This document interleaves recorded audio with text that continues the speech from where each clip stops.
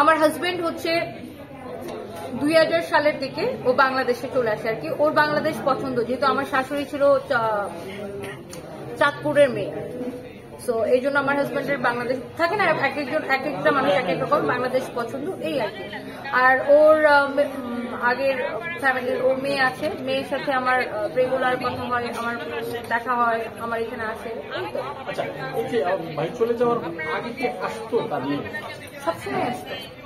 সম্পর্কটা কি চলে যাওয়ার আমি না ওরকম ক্যাটেরিয়া মানুষই না। আমি সবসময় মানুষকে খুব আদর করতে, ভালোবাসতে পছন্দ করি, সবাইকে খুব সম্মান দিতে পছন্দ করি।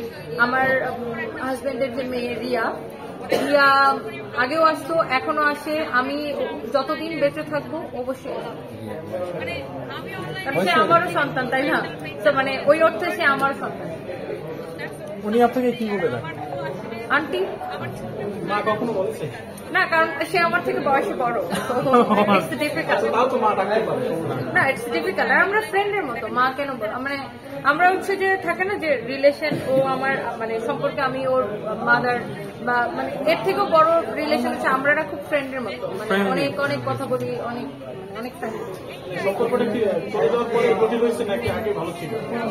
চলে যাওয়ার পরে আরো ভালো হয়েছে। আরো ভালো হয়েছে, বিকজ আমি মনে করি দায়িত্ব সবাই নিতে পারে না, আল্লাহ সবাইকে দায়িত্ব দেয়ও না। যারা দায়িত্ব নিতে পারে তাদেরকে আল্লাহ দায়িত্ব দেয়।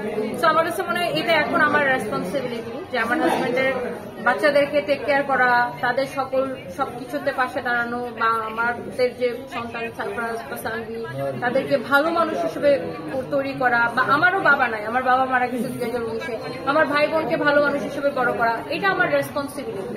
তো আমার কাছে মনে হয় যে আল্লাহ না আমার বাবাকেও অনেক আগে নিয়ে গেছে, আমার হাজবেন্ডকে অনেক আগে নিয়ে গেছে।